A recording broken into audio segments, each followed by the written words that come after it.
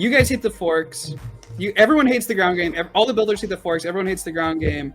Can you guys explain why you what's his name? Will Bales actually at one point said that he thinks it's ruining the sport. Can you guys say why?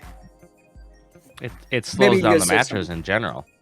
Because you're hitting seams or it's whatever it is. I mean, when bots were junkier and they didn't have to play the ground game, except for the one bot who won every time, which was Bite Force, he was the only one that really had ground game. He won every match. So eventually, people started to figure out you need some kind of ground game. But in general, you're just going to have people putting on lots of forks, and then the action gets slowed down to a crawl. And you don't get the fast bots that are just whipping around that everybody likes to see. Yeah, that was a problem with... Go on. Okay, part of the problem with the fork game is that there are some bots that cannot deliver their weapon without the forks. Like, let's say you have a vertical spinner, you have a disc. You can still hit them if you lose the ground game. Like, let's say, what's the Australian bot, Rachel? Death Roll. Death Roll. They can push that out. But if you're a flipper, you have got to win the ground game. You cannot flip a guy without being under them.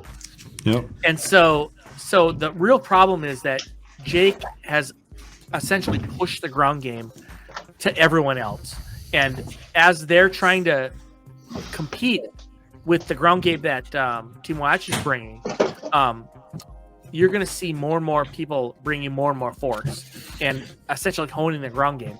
And this is a real issue with the sport because if both teams have a great ground game, they're going to nullify each other. Yeah. That was definitely a problem at Robo Games. Somebody's going to win. Somebody's going to win. Yeah. At Robo Games, it was really frustrating, especially being there in person. You know, it's not like BattleBots where they can, the two bots struggling to even get to each other, right? They can just cut that out, theoretically. Robo Games, you're there live or you're watching on a live stream. Every seam in the floor that they hit, all the unsticks they had to do with that wall, like that was a bit of a bummer. But the wall became the hero of Robo Games. Yeah. It was like 12-1 to the wall by the end of it. Yeah.